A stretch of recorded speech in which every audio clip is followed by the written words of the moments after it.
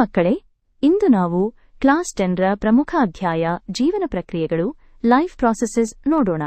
ಈ ವಿಡಿಯೋ ನೋಡಿ ನೀವು 100% ಅರ್ಥ ಮಾಡಿಕೊಂಡು ಫುಲ್ ಮಾರ್ಕ್ಸ್ ಪಡೆಯುತ್ತೀರಾ. ಆಹಾರ ಅಂದರೆ ದೇಹಕ್ಕೆ ಶಕ್ತಿ ನೀಡುವ ಪ್ರಕ್ರಿಯೆ. ಸಸ್ಯಗಳು ಬೆಳಕಿನ ಸಹಾಯದಿಂದ ಆಹಾರ ತಯಾರಿಸುತ್ತವೆ. ಅದನ್ನು ಫೋಟೋಸಿಂಥಸಿಸ್ ಅಂತಾರೆ. ಉಸಿರಾಟ ಅಂದರೆ ಆಹಾರದಿಂದ ಶಕ್ತಿ ಪಡೆಯುವ ಪ್ರಕ್ರಿಯೆ. ಈ ಪ್ರಕ್ರಿಯೆಯಲ್ಲಿ ಎಟಿಪಿ ಅಂದರೆ ದೇಹದ ಎನರ್ಜಿ ಕರೆನ್ಸಿ ಉಂಟಾಗುತ್ತದೆ. ಹೃದಯ ರಕ್ತವನ್ನು ಪಂಪ್ ಮಾಡುತ್ತದೆ.